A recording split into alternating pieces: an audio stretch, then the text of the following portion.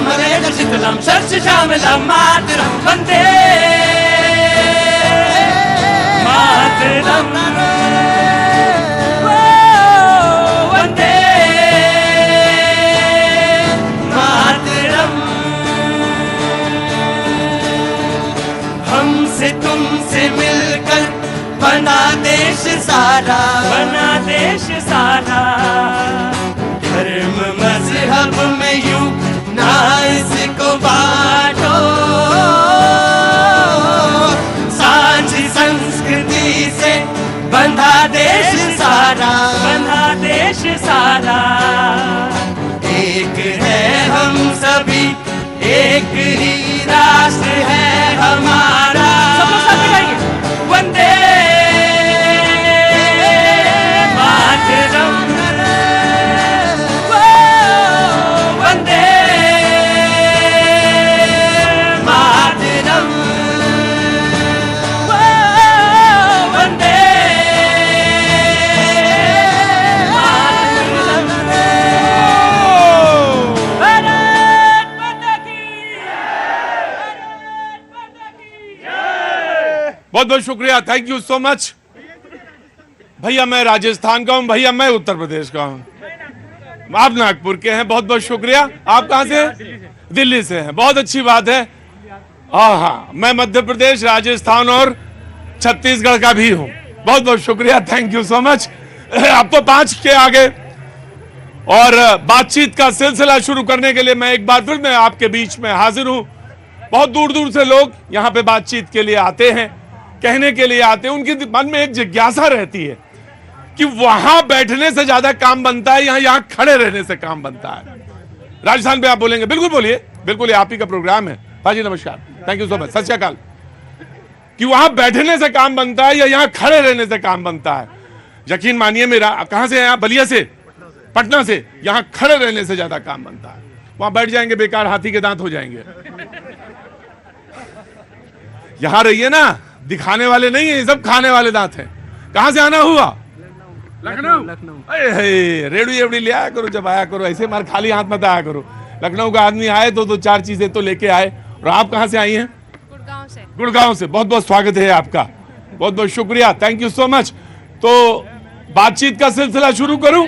हाँ जी, असम से हैं। मुलाकात होगी 24 में आपसे गुवाहाटी में, 24 में मुलाकात होगी आपसे गुवाहाटी में। बातचीत का सिलसिला शुरू करूं या आपसे लोगों से पहले बातचीत करूं? महाराष्ट्र से, मैं मालूम, बहुत बहुत स्वागत है। कहां से आना हुआ? पहाड़गंज से। पहाड़गंज से, अरे बहुत दूर है ये तो। हैं? पीछे पड़ के आपसे मिलने आए हैं। हाँ, बहुत अच्छी बात है, आप बढ़िया किया, आप मिलने आ गए। चाहे नागपुर से हो, महाराष्ट्र से हो, राजस्थान से हो, चाहे कहीं से हो, मैं आप सबका ये प्रोग्राम है और आप सबके प्रोग्राम में इसमें आप सबका बहुत बहुत स्वागत है। कहाँ से आया ये परिवार? हाँ जी, दिल्ली में कहाँ से? ये रोहिणी से आया है। रोहिणी से है, मतलब मालूम तो है ना, साथी में आए ना सारे लोग। हाँ जी, यूपी से हैं, बहुत अच्छी बात है। अखिलेश यादव जी का एक, वैसे तो उन्होंने बहुत सारी चीजें बोली हैं, एक चीज उन्होंने बोली जो थोड़ी सी तीखी बोली, लेकिन बोली होगी, उन्होंने कुछ सोच के ही बोला होगा, पुराने राजनीतिज्ञ हैं। उन्होंने एक बात बोली कि इन चुनाव परिणामों ने एक बात साबित कर दी कि अहंकार तोड़ दिया। अब ये सब समझ के कि अहंकार किसका था, किसका था? किसका? अच्छा, समझ में आ गई बात आपके। हैं, किसका था? कांग्रेस। अच्छा, आसाम वाला बोला कांग्रेस और पटना वाला कांग्रेस। जेडीयू ने एक बात और आगे बढ़ के कह दी कि ये जो हार हुई है, कोई ऐसी बात नहीं है, मूल्यांकन करने का समय होता है, शीशा देखने का समय होता है। उन्हें कहा ये जो हार है सिर्फ और सिर्फ कांग्रेस की ही हार है। ना तो उन्होंने किसी INDIA वाले से संपर्क साधा, ना उन्होंने किसी से तालमेल की, लिहाजा ये कांग्रेस की ही हार है। लेकिन कांग्रेस के एक वरिष्ठ नेता उन्होंने कहा कि बीजेपी के पास सिवाय प्रधानमंत्री के और कोई नहीं है। फिर उन्होंने आगे कहा कि यह चुनाव प्रधानमंत्री वर्सेस बघेल, प्रधानमंत्री वर्सेस गहलोत, और उन्होंने कहा कि यह प्रधानमंत्री का तिलिस्म है।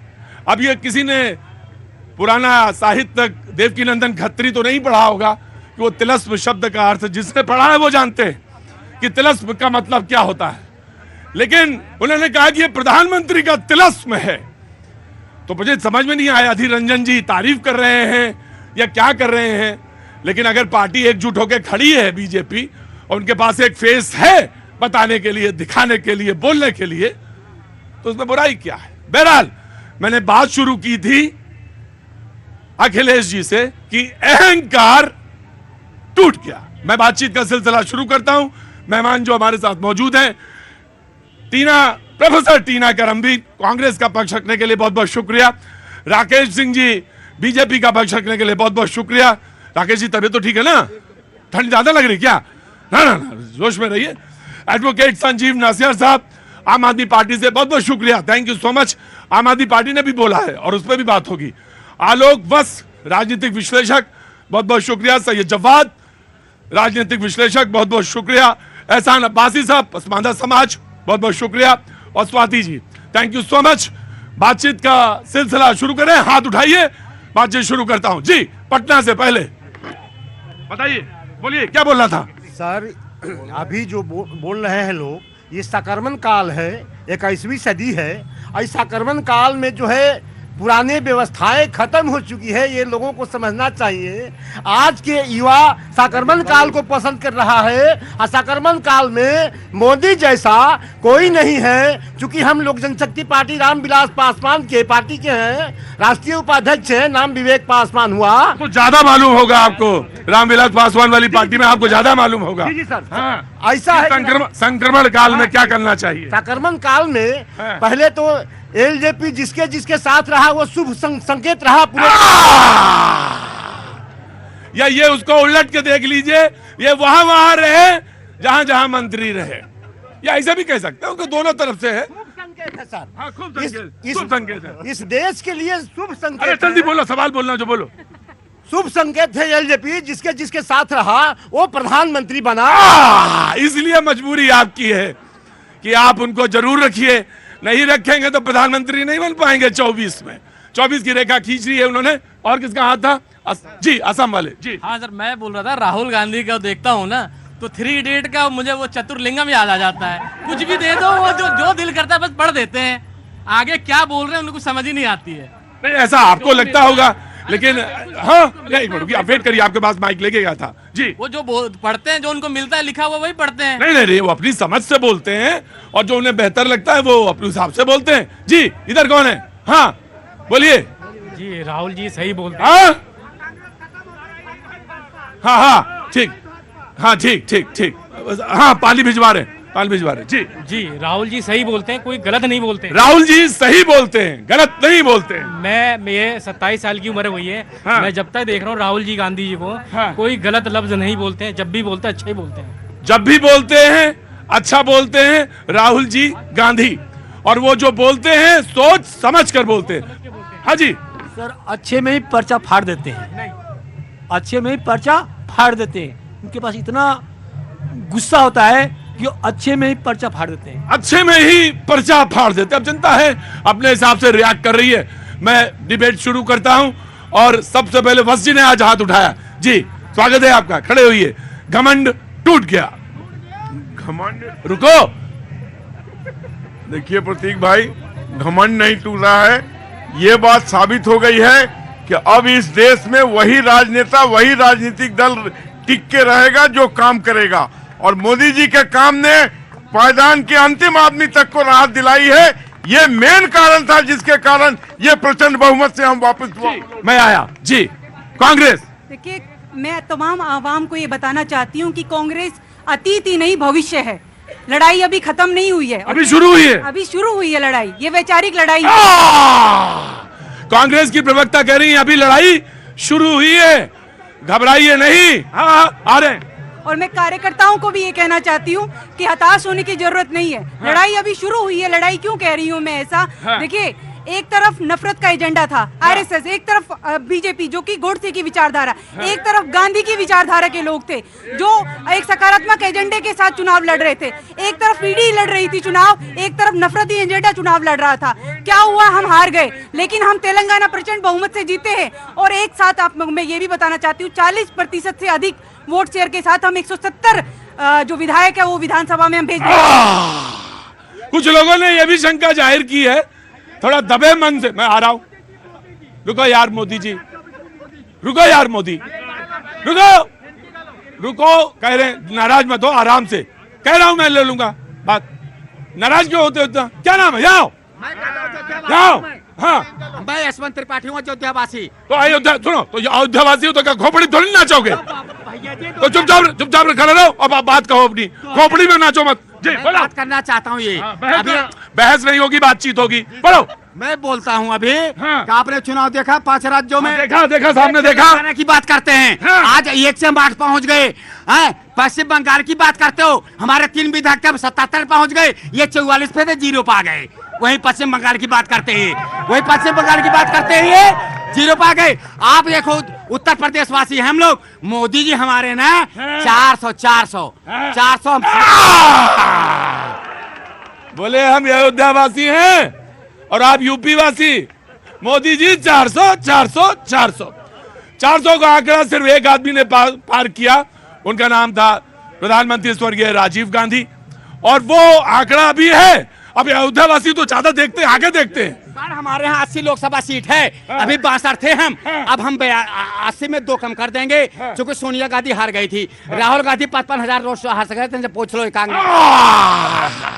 सारा आंकड़ा लेके आए हैं त्रिपाठी जी, और अयोध्यावासी हैं इसलिए दूर तक देख सकते हैं। बहरहाल ये राजनीति है, राजनीति में कहा कुछ नहीं जा सकता जी। सॉफ्ट भाषा में जनता को गाली देने का काम कांग्रेस शुरू कर दी। इन्होंने क्या कहा? नफरती एजेंडा चला, यानी भाजपा को वोट देने वाले सारे लोग नफरती हो गए। देश की जनता इनको नफरती नजर आने लगी है। यह है आपका लोकतंत्र। खैर, आज जो मिजोरम का रिजल्ट आया है, भाजपा को 1 सीट मिला ज्यादा और कांग्रेस को 3 सीटों का नुकसान। मिजोरम वही 7 सिस्टर, वही मणिपुर जिसका ड्रामा ये लोकसभा में कर रहे थे। मणिपुर में अविश्वास प्रस्ताव नहीं लेके आए, लोकसभा में लेके आए नरेंद्र मोदी को गाली देने के लिए। कांग्रेस पार्टी आज सिमटकर दक्षिण के 2 राज्य में रह गई और Bhajpa east west north south की बनकर के रह गई। क्यों? क्योंकि इनके मन में ये नफरत की बाजार और मोहब्बत की दुकान करते हैं। दिल में जो शॉपिंग मॉल नफरत की लेके चल रहे हैं, जनता का काहे का शॉपिंग मॉल? नफरत का शॉपिंग मॉल। गजब है, लोग भी नए नए शब्द खोज के लाते हैं।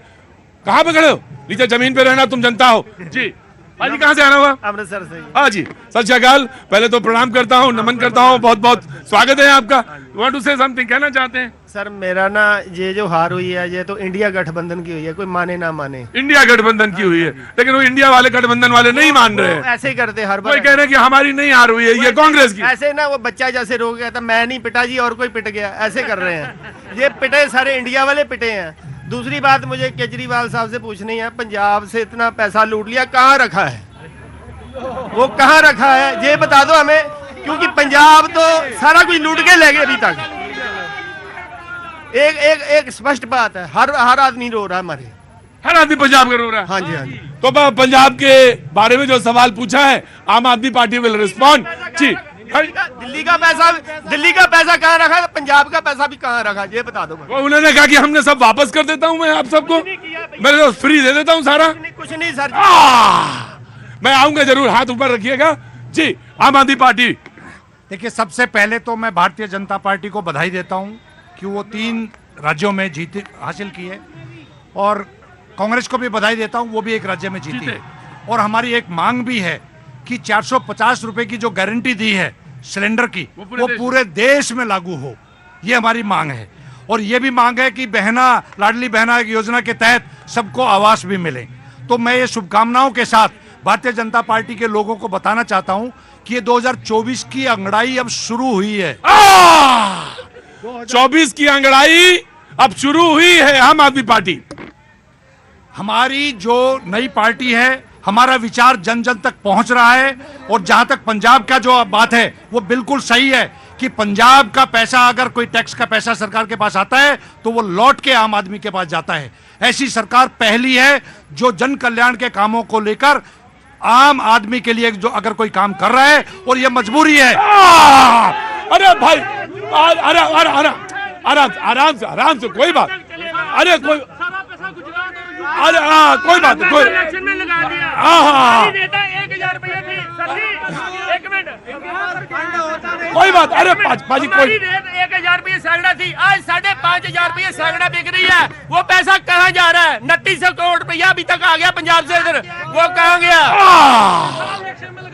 बोले सारा पैसा इलेक्शन में लगा दिया। आम आदमी पार्टी से सवाल है जी, आम आदमी पार्टी के प्रवक्ता बैठे हैं और वो तो कैंपेन में आजकल, आज तो कालका जी में एक कैंपेन हो रही है कि केजरीवाल को अगर गिरफ्तार कर लेते हैं आप तो कहां से सरकार चलाई जाए, जेल से या इस्तीफा दे दिया जाए, ये पूछा जा रहा है लोगों से दिल्ली में। जी मैं आया जी सर, थैंक यू। क्या नाम है साहब? परीक्षित सिंह। परीक्षित, क्या बहुत अच्छा नाम है आपका, धन्यवाद। पौराणिक नाम है जी, बोलिए।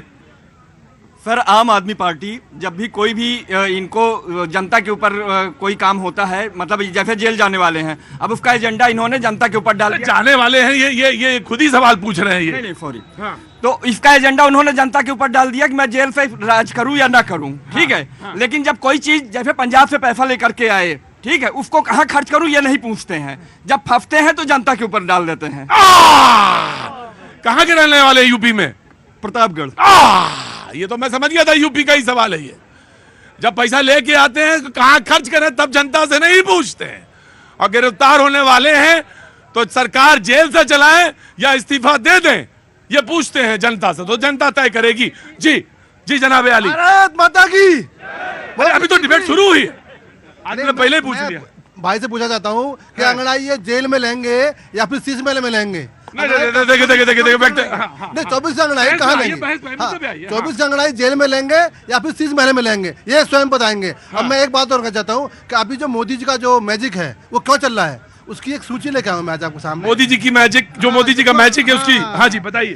धारा 370 हटाते हैं मोदी जी, राम मंदिर बनवाते हैं और 27 करोड़ आयुष्मान कार्ड बांटते हैं, 11 करोड़ औषधि केंद्र खोलते हैं, और सबसे बड़ी बात 331 जो हमारे भारत से मूर्तियां चुर गई थी, अचूक मूर्तियां, वो वापस लेके आते हैं, और 1154 करोड़ ग्रामीणों को नल देते हैं हाँ। और 50 करोड़ लगभग 11 करोड़ से ज्यादा किसान सम्मान निधि, 50 करोड़ से ज्यादा लगभग, क्या है ये लिखा, ये लगभग जनधन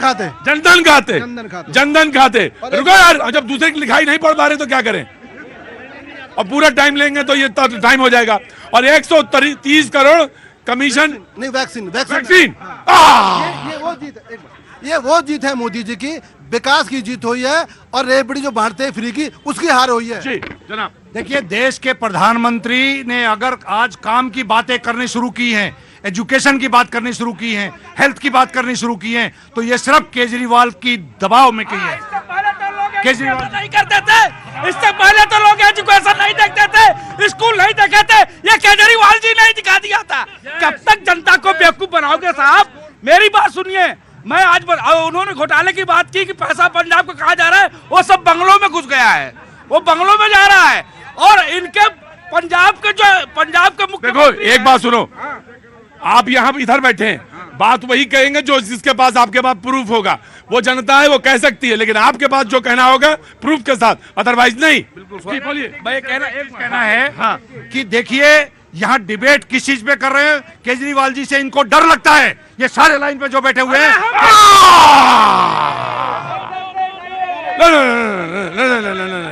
मैं आ गया।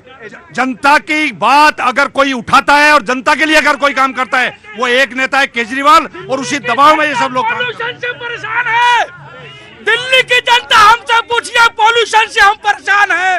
इतना पॉल्यूशन दिल्ली में है कि सांस लेना मुश्किल हो गया है। यही अरविंद केजरीवाल जी थे, कहते थे पंजाब से जो है यहाँ पर धुआं उठ रहा है, लोग अपना प्यारा जला दे रहे हैं। आज आपकी सरकार हो गई है, फिर भी वहां पे प्यारा जल रहा है। क्यों दिल्ली की जनता आज धुआं हुई है? जी मैं डीटीसी से रिटायरमेंट हूँ, 2 साल हो गए मेरे को रिटायरमेंट हो, दिल्ली का रहने वाला, नाम अशोक कुमार है। 4 महीने से हमारी पेंशन नहीं मिल रही है, ठीक है जी। और मेरी 40,000 पेंशन है, 21,000 पेंशन है। 4 महीने से नहीं, 4 महीने पेंशन बन गई है, पेंशन बन गई, मिल रही है, मगर 4 महीने से नहीं आई। 4 महीने से नहीं आई है, डीटीसी वालों की, डीटीसी वालों की। और मैं बुजुर्गों की, बुजुर्ग, एक मिनट रुको, एक मिनट, हाँ मैं ये बताएंगे। 4 महीने से पेंशन नहीं आई है, ठीक है जी। डीटीसी 21,000 कर्म पेंशनर है जो है, अब लगाइए 40 मेरी है, आप 3,000 एवरेज लगाइए, कितने पैसा बनता है 21,000 का। तो पेंशन क्यों, मैं जानना चाहता हूँ पेंशन क्यों नहीं आई डीटीसी से? एक मिनट सर, सुना मैंने। देखो इनका क्या हिसाब, एक दोहा सुन लो थोड़ा सा। एक इनके ऊपर कबीर जी का दोहा बिल्कुल सेट करता है। साखी सुनाओ जल्दी। वो माँ बाप की सेवा की ही नहीं, बाद अमृत वो। अच्छा ऐसा करो, याद करो, आता हूँ। अच्छा देखिए, डीटीसी की पेंशन पे अभी मुख्यमंत्री जी ने बयान भी एक बार सुनो। दिल्ली के अंदर डीटीसी की पेंशन को रोकने का काम लेफ्टिनेंट गवर्नर साहब कर रहे हैं। जहां तक मोहल्ला क्लिनिक के अंदर जो दिक्कतें आ रही वो एलजी साहब कर रहे हैं। जो फाइनेंस रोकने का काम किया था, और आपको ध्यान होगा सारी स्कीम्स एग्जीक्यूट होती है ऑफिसर्स के माध्यम से। और जिस तरीके से चीफ सेक्रेटरी को, नरेश कुमार को अकेला रखने के लिए ये बाध्य कर रहे हैं, वो सिर्फ इसलिए कर रहे हैं क्योंकि दिल्ली की वेलफेयर स्कीम्स पे अड़चन लगाएं। लेकिन माननीय मुख्यमंत्री जी ने आश्वासन दिया है कि अगले 2-3 महीने के अंदर ये इनकी पेंशन भी रिलीज होगी, और 4-5 महीने पहले तक सब चीजें 4 महीने से पेंशन नहीं मिल रही है, 2-3 महीना और नहीं मिलेंगे भैया। अपना यहां से मिट्टी खोद ले जाओ, जो खाना हो खाओ, नहीं मिलने वाली 2-3 महीना और, क्योंकि वो कह रहे हैं कि लेफ्टिनेंट गवर्नर। अब सवाल तो ये था कि चुनी हुई सरकार आखिर पेंशन क्यों नहीं मिल रही, यह सवाल बड़ा है। जी देखिए, सुप्रीम कोर्ट ने भी तय किया चुनी हुई सरकार के पास अधिकार होने चाहिए, लेकिन जबरदस्ती नरेंद्र मोदी जी ने एक अध्यादेश लाकर यहाँ की सारी पावर लेफ्टिनेंट पेंशन भी रोक दी, टोटल पेंशन रोक दी। यस एलजी साहब के वजह से। विधायकों की सैलरी राज्यपाल ने रोक दी है क्या? अपनी सैलरी, मंत्री के खर्चे, टेलीफोन के खर्चे, वो तो एलजी नहीं रोक पा रही है, लेकिन जनता के पेंशन एलजी को रोक रही है। आप करो ना, हमसे डरते हैं केजरीवाल से सब लोग, सच में डरते हैं, क्योंकि आप तो अकाउंटेबिलिटी तो तय नहीं करते, आरोप दूसरे पे लगा देते हैं। रुकिए, खड़े रहिए। उन्होंने कहा, खड़े रहिए, वेट करिए पटना। उन्होंने कहा कि जहां सबकी गारंटी खत्म होती है, मोदी जी कहते मेरी गारंटी वहां से शुरू होती है। बाकी सारे लोगों को तो पेंशन मिल रही है, विधायकों को क्या पेंशन मिल रही है? हाँ बोली मिल रही है। तो बोले डीटीसी के जो कर्मचारी हैं उनको पेंशन क्यों नहीं मिल रही? इनका कहना है कि उसमें वैधानिक रोक लगा दी गई है। जी मैं आया, कम डीटीसी नहीं, ओल्ड एज पेंशन भी दिल्ली में कितने सालों से बंद है, और अगर आप पूछिए तो वही लगाया जाता है कि एलजी साहब फाइल नहीं पास कर रहे हैं। दूसरी बात, ये शिक्षा और स्वास्थ्य की बात कर रहे थे। 2014 से जब मोदी गवर्नमेंट आया है, देश में 16 नए एम्स बने हैं, 7 IIM बने हैं और 16 ट्रिपल IIT बने हैं। क्या इनको ये दिखाई नहीं देता? ये उच्च शिक्षा के लिए जो इतना काम किया जा रहा है, क्यों किया जा रहा है? जो कौशल विकास, स्किल डेवलपमेंट। मैं आया जी जनाब जवाब साहब। प्रतीक भाई, पहले तो भारतीय जनता पार्टी को और तमाम उनके नेताओं को बहुत बहुत मुबारक। भारतीय जनता पार्टी बोली ही नहीं अभी तक। नहीं, मैं मुबारकबाद दे रहा हूँ, बोलना चाहिए था। दिन है उनका और हक है, ईमानदारी। और कांग्रेस के कार्यकर्ताओं के लिए बहुत हिम्मत से चुनाव लड़े, उनको भी मुबारकबाद। बहुत बहुत मुबारकबाद है कांग्रेस के भी लोगों को। ये बात सच है कि कांग्रेस चुनाव 3 राज्यों में हारी है, लेकिन अभी तक हौसला नहीं हारे, हिम्मत नहीं हारे, इरादा नहीं हारे, जनता की आवाज नहीं हारे, युवाओं की आवाज नहीं हारे। जब तक सांस रहेगी तब तक इस देश की मिट्टी से निकली हुई आवाज संसद के अंदर पहुंचती रहेगी, और 2024 में और शक्ति के साथ, और इरादों के साथ, और हिस्सों के साथ, हिम्मत के साथ मुकाबला करेंगे। भाई रुको। बोलने का हक है, कहने का हक है, बताने का हक है, स्ट्रेटजी बनाने का हक है, चुनाव लड़ने का सारे। जी ये जो इतनी बातें इन्होंने की कि 2024 में और हम जो है शक्ति के साथ, तो मैं उसमें कहना चाहता हूं कि आप हारेंगे और हारेंगे। एक आपका अच्छा, क्या काम करते हैं आप? जी मैं भारतीय जनता पार्टी का जिला मंत्री हूं। बाकी मैं नहीं जानता कुछ, लेकिन आप आदमी बड़े भोले हैं। रुके मैं आ रहा हूँ जी। सर नमस्कार।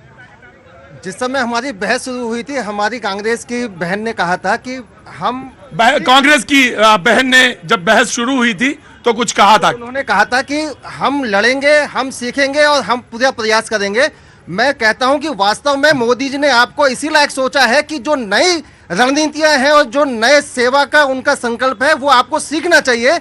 और जब आप लोग अच्छा एक चीज बताइए, मुझे लगा मतलब आप बहुत बारीक माइक्रो लेवल की बात कर रहे हैं। मैं जानना चाहता हूं कि आखिर मोदी जी की सीख है क्या?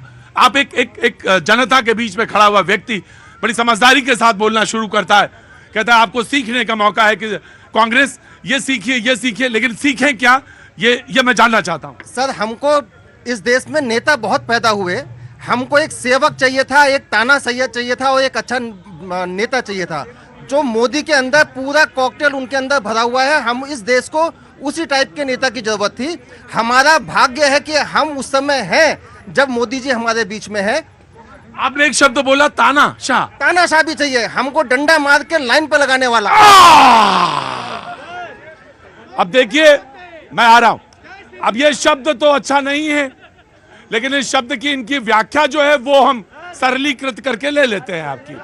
वो इन्होंने कहा कि ऐसा व्यक्ति जो कहे और करे, ऐसा व्यक्ति है ना, यही मतलब है ना आपका, जो करवा भी ले जनता से। जी, Congress will get the chance. देखिए आज तो पीएम साहब ने भी नसीहत दी है, तो मैं ये कहना चाहती हूँ नसीहत इससे पहले कहाँ गई थी जब कर्नाटक का चुनाव हुआ। आज वो भाषा पर बोल रहे हैं, वो वही प्रधानमंत्री है जो कि विपक्ष को कहते हैं आतंकवादी की पोषक, आतंकवादी ऐसे शब्द इस्तेमाल करते हैं। आज वो नसीहत देने आ गए। देखिए मतलब जब आप कह रही हिमाचल में, कर्नाटक में नहीं बोल रहे थे तब वो इतनी ऐसी भाषा का इस्तेमाल कर रहे थे। हेट स्पीचेस सबसे ज्यादा देश के प्रधानमंत्री ने शुरुआत की है। और मैं ये कहना चाहती हूँ, देखिए प्रधानमंत्री को हालांकि हम सुनेंगे क्योंकि प्रधान सेवक है, हमें कुछ कह रहे हैं विपक्ष को, लेकिन मुझे लगता है कि पहले वो संसद में आए, संसद में वो आते नहीं है, फिर वो कांग्रेस पे ठीकरा फोड़ते हैं कि देखिए संसद चलने नहीं देते। कितने दिन संसद में आए आप निकाल कर देखिए, लगातार हम ये सवाल उठाते हैं, संसद में होते नहीं है। मणिपुर की चर्चा के उनको खींचकर जिस तरीके से लाया गया। सिंह साहब आगे आइए जी। 6:17 पहले तो राजनीति करनी सीखनी चाहिए कांग्रेस को। कम से कम आज का ये जो चुनाव हुआ है 5 राज्यों का, इन 5 राज्यों में मेरा दावा है कि राहुल गांधी की लॉन्चिंग 20वीं बार हुई है। 20वीं बार वो फेल हुए। अब तो कम से कम टीना जी को बना देना चाहिए। टीना जी बौद्धिक है, पढ़ाती हैं, अच्छी नेता है।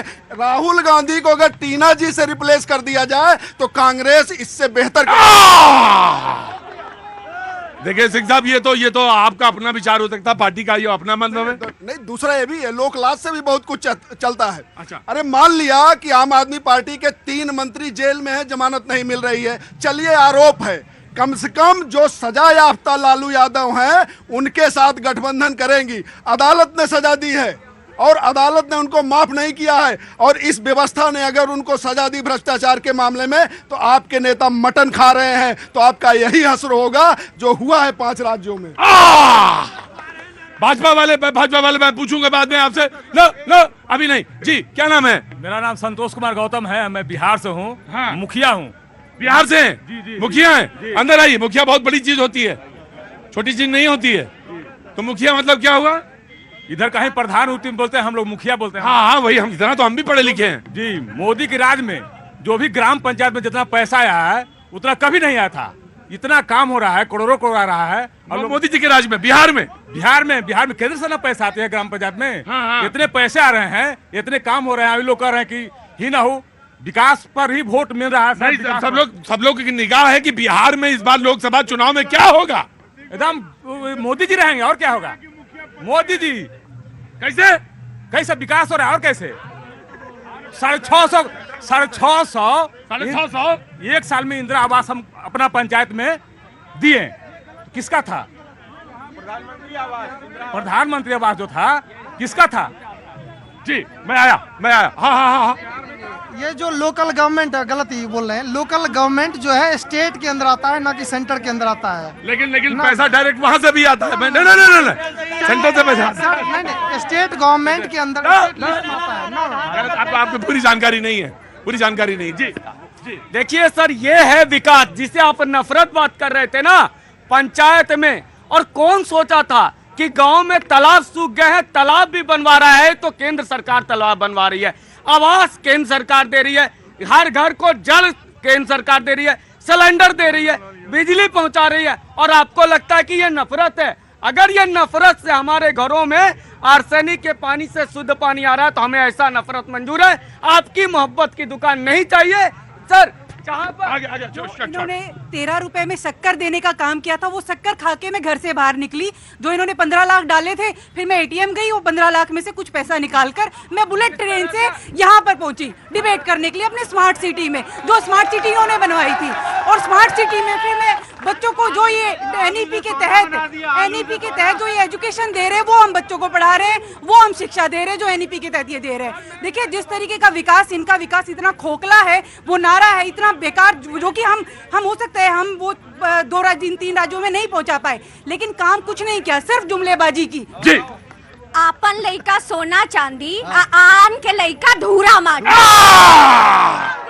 ये है कांग्रेस। ये अभी भी नहीं सीख रहे हैं कि इनको क्या करना चाहिए। अब जब जीत गई भाजपा 3 राज्यों में प्रचंड बहुमत से, तो इनको याद आ रहा है भाषा की शुचिता, इनको याद आ रहा है सारे जो जितने भी काम हुए हैं वो ये बोल रहे हैं कि ये हमने किया, इंदिरा विकास योजना हमने शुरू की, हमने ये किया, हमने वो किया। मेन काम होता है डिलीवर करना और एग्जीक्यूट करना। आपने शुरुआत की क्योंकि देश जब आजाद हुआ तो आप ही थे, आपका दायित्व था, लेकिन उसे लोगों तक पहुंचाने का काम अगर किसी ने किया है तो मोदी जी ने। और आम आदमी पार्टी के लिए एक ही बात कहूंगी, ये भाई साहब बहुत बोल रहे हैं, इनकी पूरी पार्टी एक शब्द पे अटक गई है, जमानत। अदालत जा रहे हैं तो जमानत नहीं मिल रही है, चुनाव लड़ रहे हैं तो बाजी तारीख पर तारीख। वक्त छोड़ दे ब्रेक का, टाइम मेरा हुआ, आया वापस लौट के।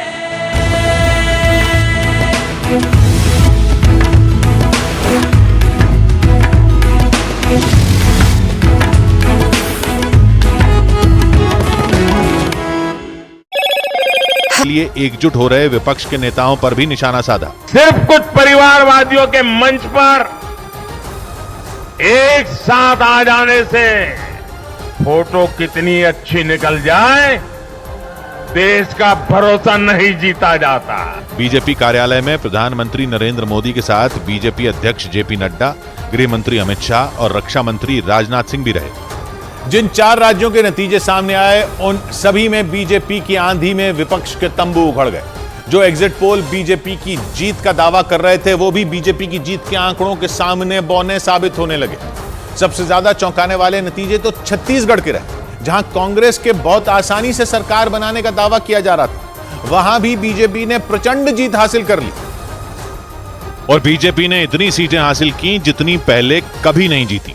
बीजेपी ने छत्तीसगढ़ में वो कर दिखाया जिसका किसी ने अनुमान तक नहीं लगाया था। चौंकाने वाले आंकड़े मध्य प्रदेश के भी रहे।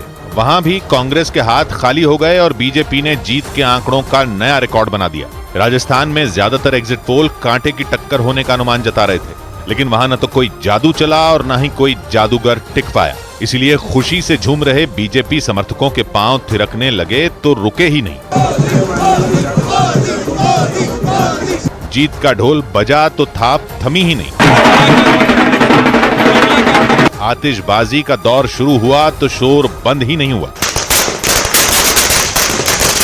बीजेपी के लिए 3 राज्यों में बम्पर जीत की ही खबर नहीं आई, बल्कि तेलंगाना में भी उसने कमाल कर दिया। जहां एग्जिट पोल बीजेपी को 2 या 3 से ज्यादा सीटें देने को तैयार नहीं थे, वहां बीजेपी ने दोहरे अंकों में पहुंचकर सबको चौंका दिया। मतलब जहां कोई वजूद ही नहीं था, वहां भी कमल की क्यारी बन गई। इसीलिए इसे विपक्ष को बड़ा झटका और बीजेपी के लिए ऐतिहासिक जीत माना जा रहा है। सबसे बड़ी बात यह कि इन विधानसभा चुनावों को 2024 के लोकसभा चुनावों का सेमीफाइनल बताया जा रहा था। विपक्ष को यह उम्मीद यह थी कि इन चुनावों में बीजेपी को धूल चटाकर लोकसभा चुनावों से पहले उसे बड़ा झटका दिया जाए, लेकिन हुआ इसका बिल्कुल उल्टा।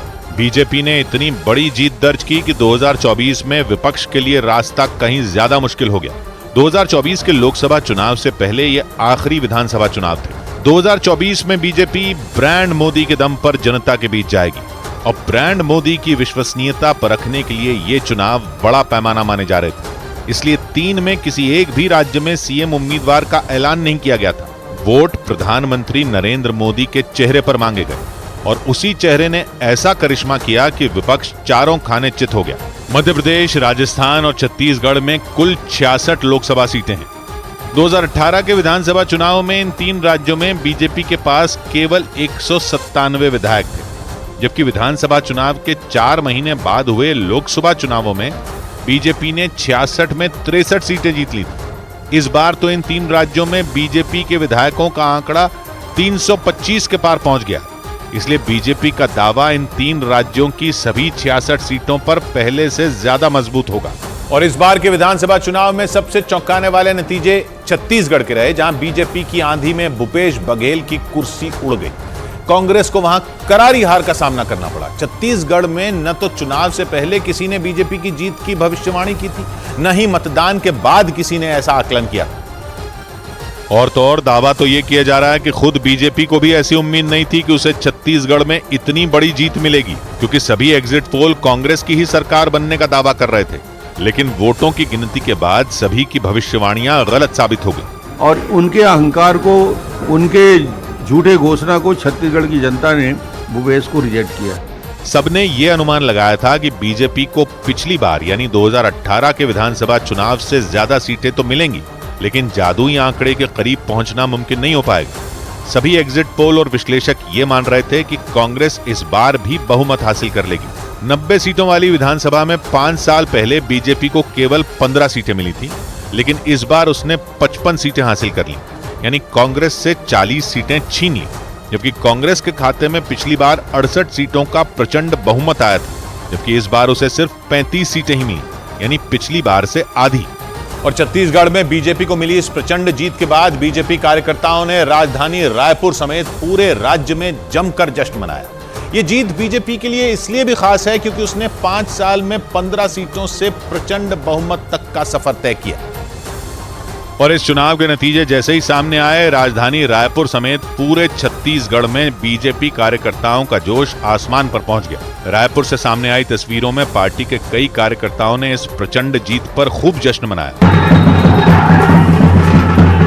हालांकि कांग्रेस को पूरी उम्मीद थी कि वो एक बार फिर बहुमत हासिल कर राज्य में सरकार बना लेगी, लेकिन बीजेपी ने बड़े से बड़े जानकारों के अनुमान को भी गलत साबित कर दिया। छत्तीसगढ़ में नतीजे सामने आते ही पार्टी के प्रदेश अध्यक्ष अरुण साव ने भूपेश बघेल सरकार पर निशाना साधा। कांग्रेस के कुशासन से छत्तीसगढ़ की जनता मुक्ति चाहती थी। छत्तीसगढ़ में बीजेपी ने इस बार उत्तर, मध्य और दक्षिण सभी इलाकों में कांग्रेस को बड़े अंतर से हराया। और इसीलिए कहा जा रहा है कि छत्तीसगढ़ में प्रधानमंत्री नरेंद्र मोदी का जादू लोगों के बीच सिर चढ़कर बोला। बीजेपी ने पूरे चुनाव प्रचार में प्रधानमंत्री के चेहरे का ही इस्तेमाल किया था। और यहां तक कि पार्टी ने छत्तीसगढ़ में किसी को मुख्यमंत्री का चेहरा भी नहीं बनाया।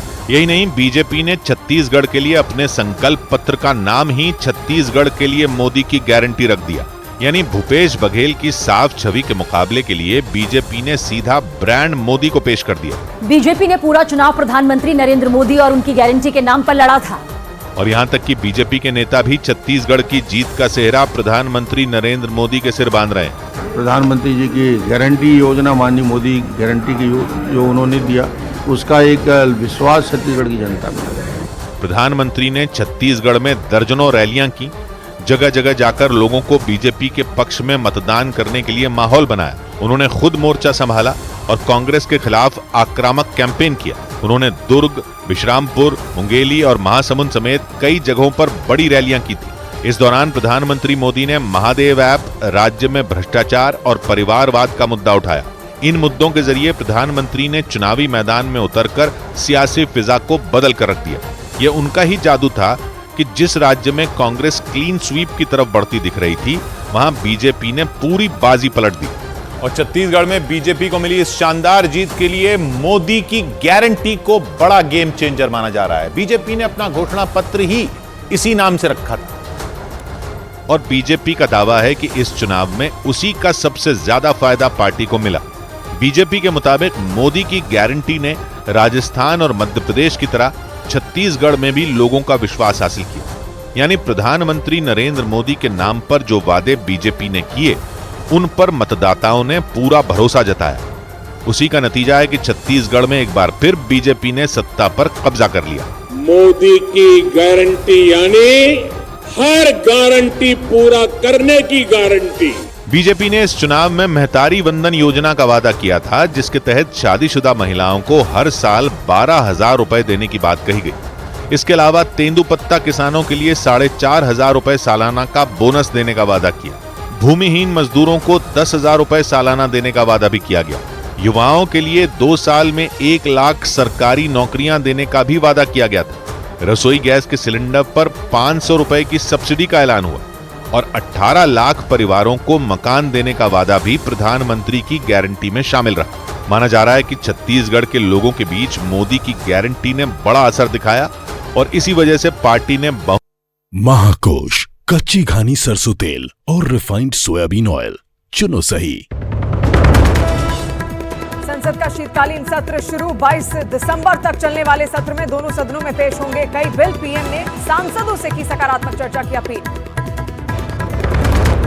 मध्य प्रदेश में बीजेपी की बम्पर जीत के बाद पहली बार न्यूज 18 इंडिया पर शिवराज सिंह चौहान का एक्सक्लूसिव इंटरव्यू। ईवीएम के आरोपों को किया खारिज, बोले पार्टी जो जिम्मेदारी देगी उसके लिए तैयार। ममता बनर्जी ने किया 6 दिसंबर को होने वाली इंडी गठबंधन की बैठक से किनारा। कहा कांग्रेस ने सीट बंटवारे की नहीं की बात, इसलिए विधानसभा चुनाव में हुई हार। चेन्नई में मिग्जॉम तूफान से पहले भारी बारिश। आज आंध्र प्रदेश और तमिलनाडु के समुद्री तट से टकराने वाला है तूफान। चेन्नई एयरपोर्ट कुछ समय के लिए बंद। महाकोश, कच्ची घानी सरसों तेल और रिफाइंड सोयाबीन ऑयल चुनो सही।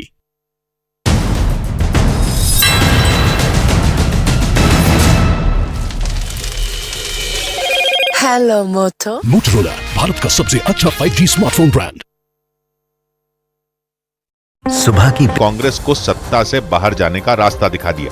और छत्तीसगढ़ में बीजेपी की वापसी में सबसे अहम भूमिका आदिवासी समुदाय के वोटरों की रही, क्योंकि 2018 के विधानसभा चुनाव में इस समुदाय के मतदाताओं ने कांग्रेस को झोली भर भर कर वोट दिए थे, जिसकी वजह से कांग्रेस छत्तीसगढ़ में बीजेपी को लगातार चौथी बार सरकार बनाने से रोक पाई थी। लेकिन इस बार आदिवासी समुदाय के वोटों पर बीजेपी की खास नजर थी, इसीलिए तेंदुपत्ता की खेती करने वाले किसानों के लिए बोनस का वादा भी किया गया था। यहाँ तक कि प्रधानमंत्री नरेंद्र मोदी ने अपने चुनाव प्रचार के दौरान भी आदिवासी समुदाय के मुद्दों को जोर शोर से उठाया था। आदिवासी समाज के लिए केंद्र सरकार का बजट 5 गुना बढ़ा दिया, 5 गुना। माना जाता है कि छत्तीसगढ़ की 90 विधानसभा सीटों में 33 पर आदिवासी समुदाय के मतदाताओं का असर रहता है। ये सीटें कांकेर, बस्तर, दंतेवाड़ा, कोरिया, बलरामपुर, सूरजपुर, सरगुजा और उनके आसपास के जिलों की है। और इन सीटों पर कांग्रेस ने 2018 के चुनाव में बीजेपी को बुरी तरह पटकनी दी थी। लेकिन इस बार मोदी का ऐसा जादू चला कि कांग्रेस के पैरों के नीचे से जमीन खिसक गई। कांग्रेस ने आदिवासी प्रभाव वाली 33 विधानसभा सीटों में 28 पर 2018 में कब्जा किया था, जबकि बीजेपी के खाते में सिर्फ 3 सीटें आई थी। जबकि इस बार उन 33 सीटों में बीजेपी की 3 सीटों से बढ़कर 20 हो गई, यानी उसे 17 सीटों का फायदा हुआ। जबकि कांग्रेस की सीटें 28 से घटकर 12 पे आ गई, यानी उसे 16 सीटों का नुकसान हुआ। और मोदी की मेहनत के दम पर ही छत्तीसगढ़ में एक बार फिर बीजेपी अपनी खोई सियासी जमीन वापस पाने में कामयाब रही। बीजेपी को आदिवासी मतदाताओं का साथ तो मिला ही, इसके अलावा नक्सल प्रभावित इलाकों में भी उसने खूब वोट बटोरे। जबकि छत्तीसगढ़ के नक्सल प्रभावित इलाकों में कांग्रेस हमेशा से मजबूत रही है।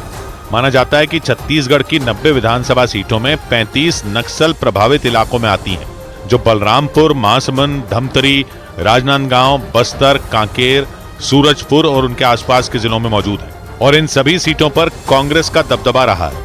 लेकिन इस बार प्रधानमंत्री मोदी की रैलियों ने हवा का ऐसा रुख बदला कि छत्तीसगढ़ के नक्सल प्रभावित इलाकों की सियासी तस्वीर ही बदल गई।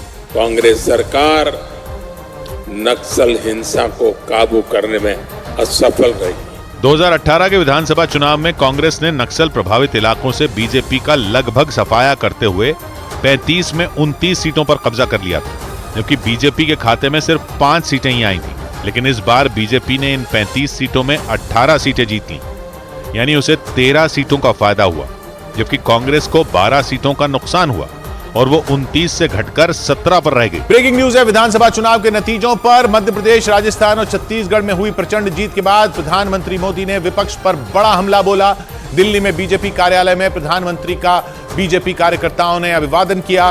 बीजेपी कार्यालय में हुए कार्यक्रम में भाषण देते हुए प्रधानमंत्री ने दावा कर दिया कि चुनाव के परिणाम 2024 के लोकसभा में बीजेपी की हैट्रिक की गारंटी है।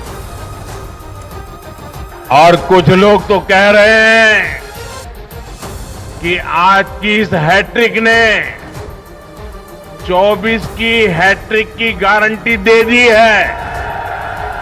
और प्रधानमंत्री ने इस मंच से जीत के लिए बीजेपी कार्यकर्ताओं और जनता का धन्यवाद देने के साथ विपक्ष पर तीखे हमले बोले।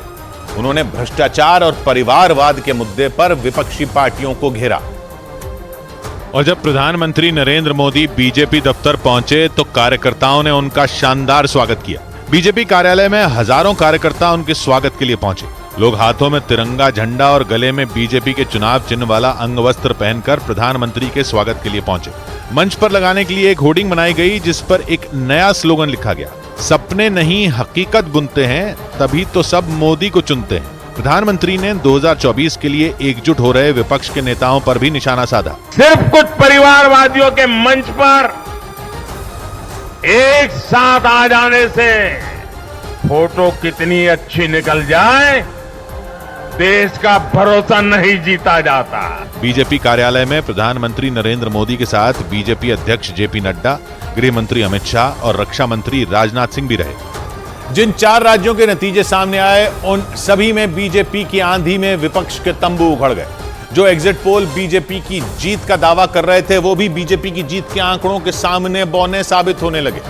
सबसे ज्यादा चौंकाने वाले नतीजे तो छत्तीसगढ़ के रहे, जहां कांग्रेस के बहुत आसानी से सरकार बनाने का दावा किया जा रहा था। वहां भी बीजेपी ने प्रचंड जीत हासिल कर ली। और बीजेपी ने इतनी सीटें हासिल की जितनी पहले कभी नहीं जीती। बीजेपी ने छत्तीसगढ़ में वो कर दिखाया जिसका किसी ने अनुमान तक नहीं लगाया था। चौंकाने वाले आंकड़े मध्य प्रदेश के भी रहे। वहां भी कांग्रेस के हाथ खाली हो गए और बीजेपी ने जीत के आंकड़ों का नया रिकॉर्ड बना दिया।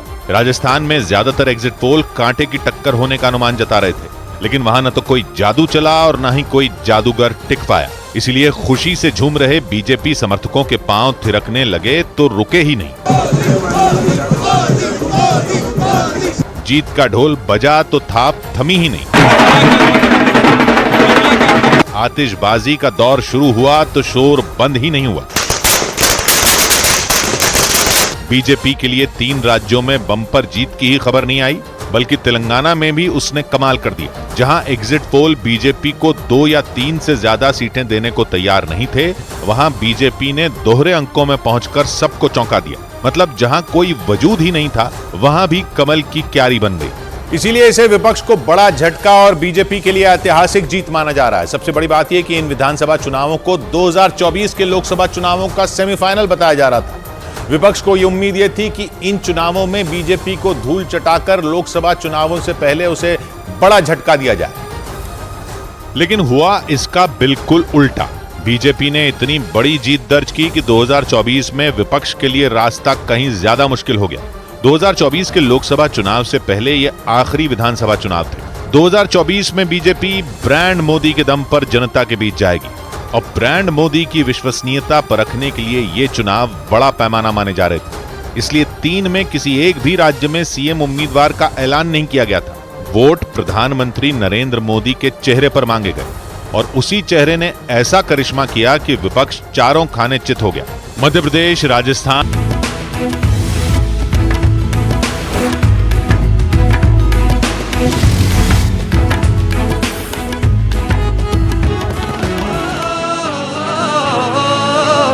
ऐसी वाणी बोलिए मन का आपा खोए, ऐसी वाणी बोलिए मन का आपा खोए, और इनको शीतल करे, और इनको शीतल करे, आप शीतल होए कबीरा, आप शीतल हो। बड़ा हुआ तो क्या हुआ, जैसे पेड़ खजूर, बड़ा हुआ तो क्या हुआ, जैसे पेड़ खजूर।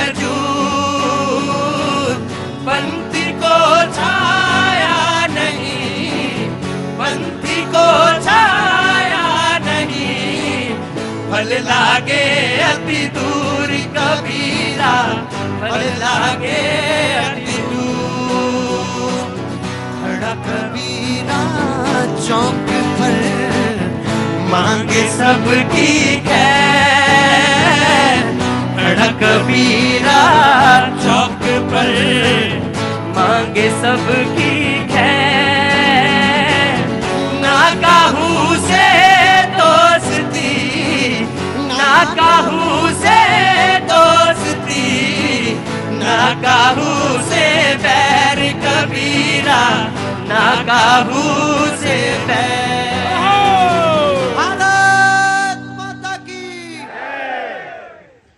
बहुत बहुत शुक्रिया, थैंक यू सो मच भैया जी। कहीं में आपका एक बार फिर से स्वागत है। ये चुनाव भी एक खत्म होता है, दूसरा चालू होने की तैयारी में लग जाता है। हाँ, मेरा बस चले तो तुम्हारे घर ही चले हैं, बिल्कुल। सच में कुछ आराम ही नहीं मिलता। नहीं, आराम कैसे मिले? चुनाव की जो प्रोसेस है, जो मैनेजमेंट है, वो बदल गया है, बिल्कुल बदल गया है। एक खत्म होता है, पार्टियां दूसरी चुनाव की तैयारी में लग जाती हैं। लोग कहते हैं कि विकास के कार्य, विकास की चीजें, हमारी जो अपेक्षाएं हैं वो कहीं उपेक्षा ना हो जाए। तमाम सारे लोग, कांग्रेस ने आज एक बात कही और एक चैलेंज दिया आम आदमी पार्टी ने कि गैस का सिलेंडर पूरे देश में 450 रुपए का हो जाना चाहिए। कांग्रेस ने कहा कि जो मेरी योजना, स्वास्थ्य योजना जयपुर में है, वो पूरे देश में लागू कर देनी चाहिए। और अब जो वादे आप करके 3 राज्यों में आए हैं, उन्हें सबसे पहले पूरा करिए। और किसी ने आज जनता में भी कहा कि मेरी निगाह अब इसी पर है।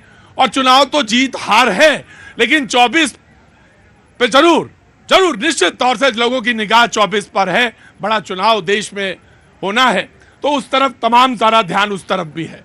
मैं बीजेपी से शुरुआत करता हूं, उसके बाद आपसे। जी देखिए, राहुल गांधी की गारंटी नहीं है, ये गारंटी केजरीवाल की गारंटी नहीं है, ये मोदी जी की गारंटी है। और मोदी जी की गारंटी का मतलब है गारंटी को पूरा होने की गारंटी। मोदी जी ने कहा जहां सबकी गारंटी खत्म होती है, वहां से मेरी गारंटी शुरू होती है। जी, एक उदाहरण देता हूं कि सरकारें आपके पास तो बहुत दिन तक रही, आजादी के बाद आप ही सत्ता में थे। अगर 48 करोड़ लोग बैंक खातों से दूर थे, बैंकिंग व्यवस्था से दूर थे, इसका मतलब कि 48 करोड़ लोग भारत की अर्थव्यवस्था से दूर थे, कटे थे। उनको जोड़ने का काम नरेंद्र मोदी ने किया है। और जब से मोदी जी सरकार में है, मोदी जी नेतृत्व कर रहे हैं, 27 लाख करोड़ सीधे परोक्ष अप्रोक्ष रूप से बैंक के खातों में गए हैं, लोगों के, आमजनों के। ये पैसे पहले भी थे, ये भारत संपन्न था, वो पैसे जाते थे कांग्रेसियों के जेब में। उसको नीति जी, आपका बहुत बहुत स्वागत है, बहुत बहुत शुक्रिया शो में शरीक होने के लिए। Thank you so much. आप जवाब देंगी इसका? पहले मैं साहब का जवाब दे देती हूँ, क्योंकि देखिए ये मिनिस्ट्री ऑफ एजुकेशन का डाटा है। इन्होंने कहा कि नए IIT IIM बने हैं।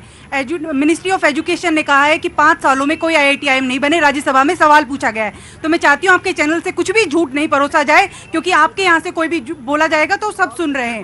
क्योंकि नहीं कोई नहीं बना राज्यसभा में सवाल। हाँ, IIT और IIM की बात कर रही हूँ मैं, आपको करेक्ट कर देती हूँ। नहीं, आपने सवाल उठा दिया ना। अब अगर मेरे सांसद ने सवाल पूछा है तो मुझे जानकारी होनी चाहिए किस सांसद ने सवाल पूछा है। झूठ बोल रही हैं राहुल गांधी की तरह आप। नहीं बोल, देखिए मैं झूठ नहीं बोलती, क्योंकि मोदी जी तो कह के यहाँ चले गए थे, दरभंगा में एम्स बन गया, लोग इलाज के लिए ढूंढ रहे हैं कि हमें तो इलाज करवाना था, लेकिन कोई वहाँ से मात्र 100 किलोमीटर की दूरी पे पटना है, जो बिहार की राजधानी है, वहाँ पे एम्स कार्यरत है। देखिए झूठ नहीं बोलना चाहिए, क्योंकि सवाल पूछा गया था। सवाल के जवाब में अगर धर्मेंद्र प्रधान जी अगर उसका सवाल में जवाब देते तो हम यकीन करते, लेकिन ये झूठ बोला गया था। और दूसरा ये कहा गया था कि देखिए बार बार ये कहते हैं कि हमने कोई काम नहीं किया। अगर हमने काम नहीं किया, हमने चिरंजीव योजना चलाई, हमने ऐसे योजनाएं चलाई है देश में। आज मोदी जी को गारंटी कहना पड़ा, वो किसकी गारंटी थी? वो कांग्रेस की गारंटी थी। हालांकि इनकी चोरी करने की आदत है, सरकार से लेकर गारंटी।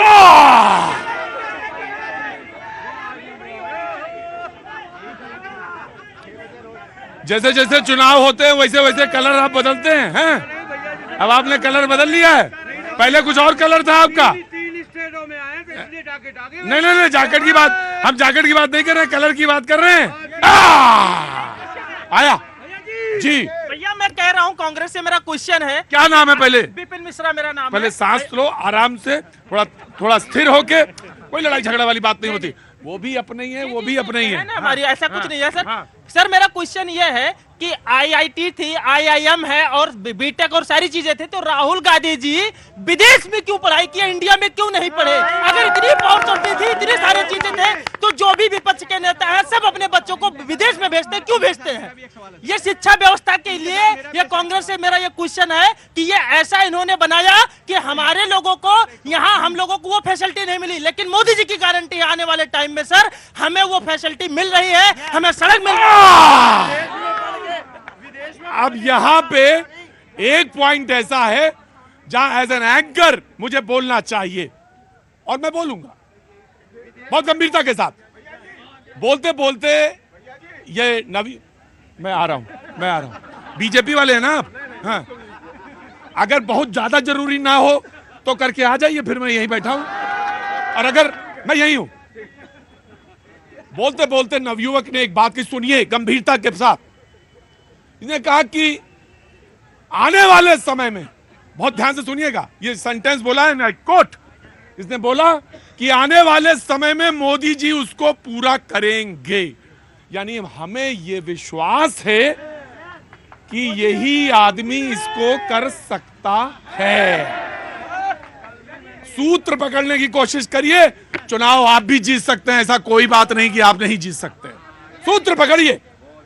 ये विश्वास जो पैदा हुआ बाबूजी, बहुत महत्वपूर्ण चीज है ये, कि ये आया कैसे। मैंने बार बार ये लोगों से कुरेदता हूं, पूछता हूं कि बताओ भाई ऐसी कौन चीज है जो मोदी जी में है, वो विश्वास कहां है? उसने कहा कि मुझे ये विश्वास है कि आने वाले समय में अगर कोई कर सकता है तो वो कर सकते हैं। होगा या नहीं होगा ये अलग बात है, लेकिन मुझे विश्वास है। That's why I am casting my vote to Modi ji. नाम क्या है आपका? विशाल जी, कल आपका प्रश्न होगा, आज नहीं। आज मैं गुजरात से हूँ सर। गुजरात से? यस।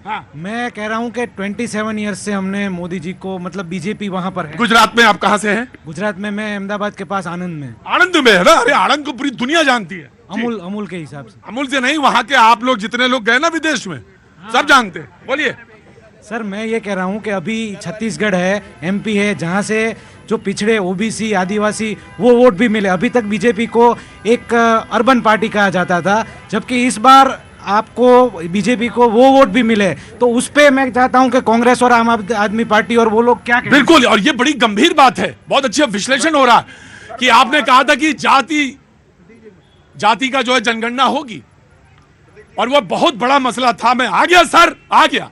जाति जनगणना बहुत बड़ा मसला था, लेकिन आपने वो इस चुनाव में वो काम ही नहीं किया, या करा या कहां रह गया, ये एक बहुत बड़ा सर। कल कहां जा रहे हैं आप? सोनभद्र से आया हूं। सोनभद्र से? आदिवासी क्षेत्र है सोनभद्र। ऐसा बता रहे जैसे भैया जी ने देखा नहीं। आप गए, रेणुकूट गए थे आप? क्या कहना क्या है?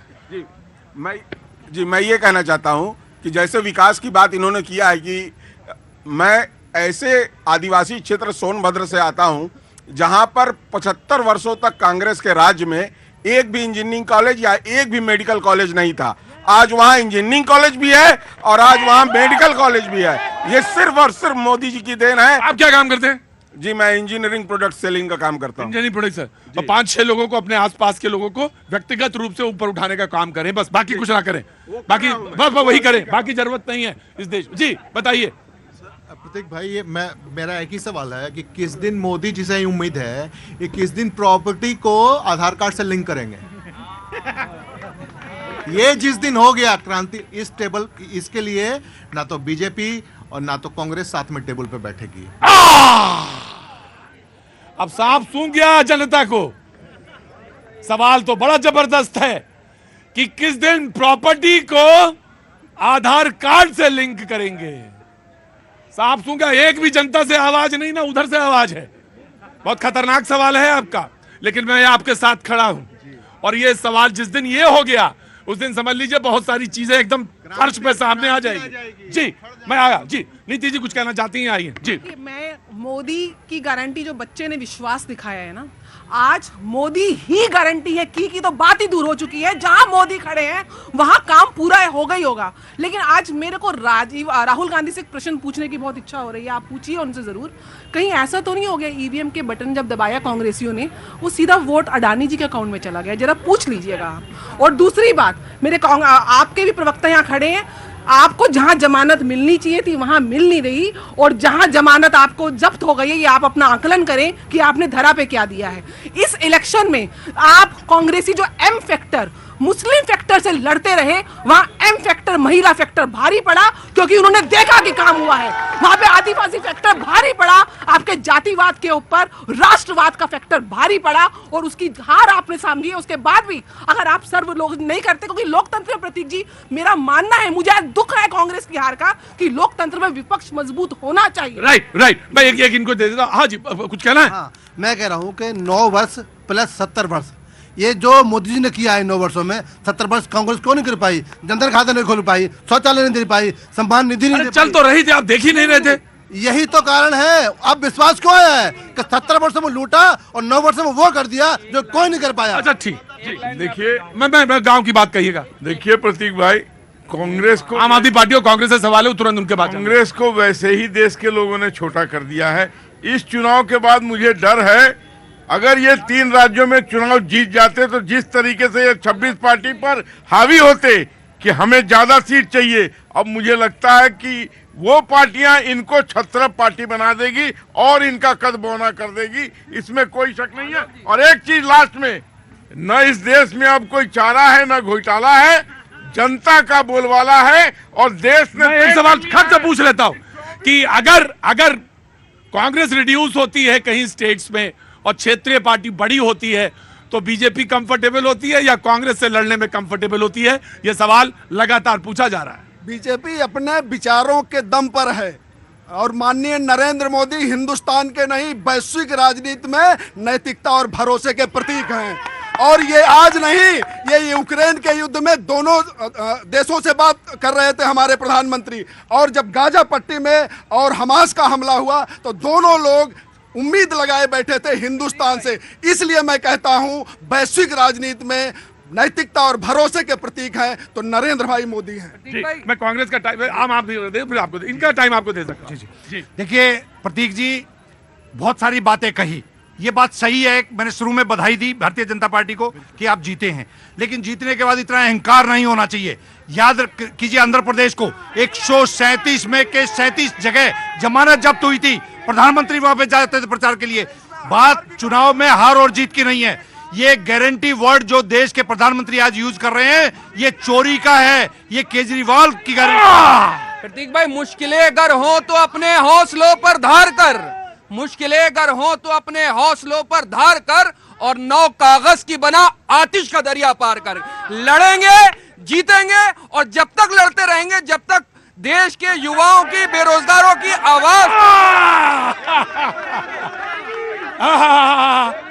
जी। जुड़ेगा भारत, जीतेगा इंडिया। देखिए, जुड़ेगा भारत, जीतेगा इंडिया। INDIA से मतलब है। जी जी।